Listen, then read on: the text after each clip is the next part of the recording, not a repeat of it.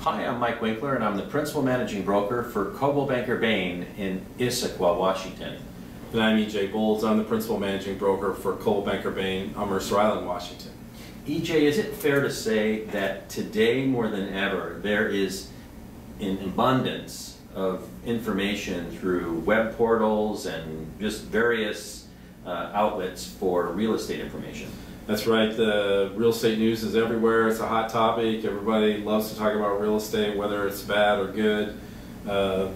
We hear about national statistics on the news all the time, so absolutely, the information's everywhere. And do you find that in conversations with consumers, brokers, regardless of where they get their information, that it's not always as accurate as you would think it would be?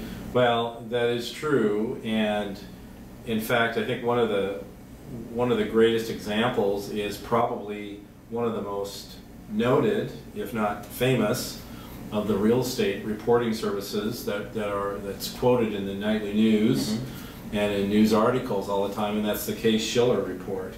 I think there's a number of things that, while it may have some value, it certainly has some flaws, if I could say it that way, or some things about it, some characteristics that people really need to know about. So, Mike, what's something we need to know about Case-Shiller that we may not know before? Well, it's funny that you bring up Case-Shiller, because one of the fascinating things about that is that a lot of the markets, and in particular the stock exchanges, can rise and fall based on a housing report that gets reported through Case-Shiller. And yet, there's an inherent conflict of interest in the information, because one of the owners of Case-Shiller is a partner in a hedge fund that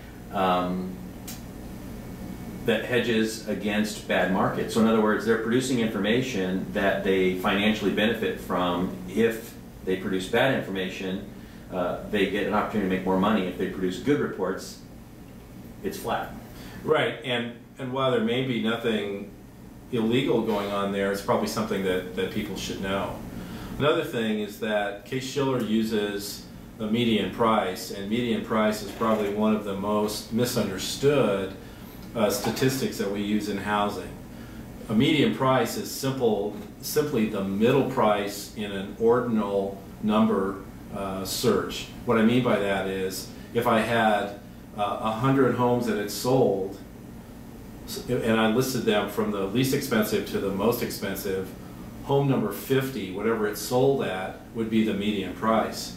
And so, does it really reflect the value of any of these homes and how they've changed over time? It's one way to measure it, but it may not be the most accurate. And in today's world, where we may have the bottom portion of any group of homes that are short sales or bank-owned properties, it may lower, that median price will fall, where the higher priced homes may actually be growing in value, but the median price would fall.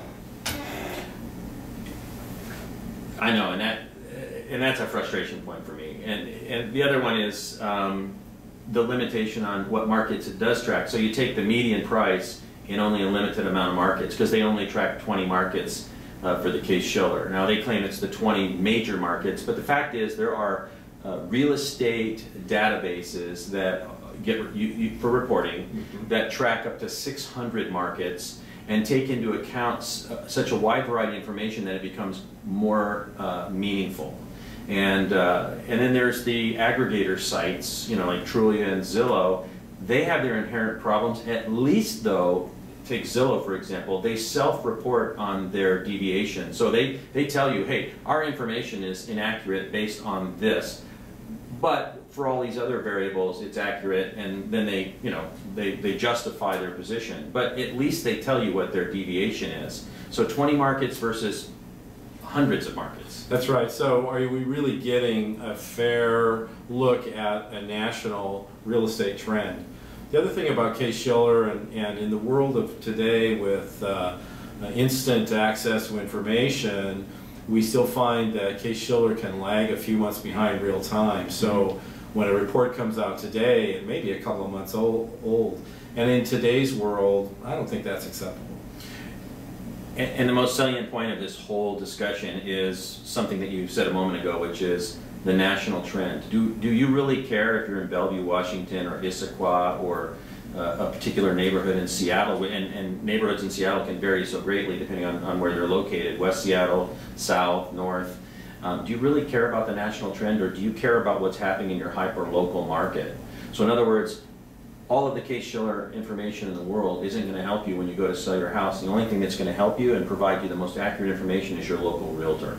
That's right, and it really does get back to an example we've used before. Do we really, if we took all the weather reports and all the temperatures today in the United States and say that the average temperature or the median temperature listing all the homes in the United States was X, it would be meaningless. So again, not to say that there's no value at all to Case-Shiller, but I think people need to be informed when they're, if they're looking at that, and if they're really using that in a hyper-local area, it probably isn't the best resource, and the local realtor is. I'm E.J. Bowles. I'm Mike Winkler. Till next time.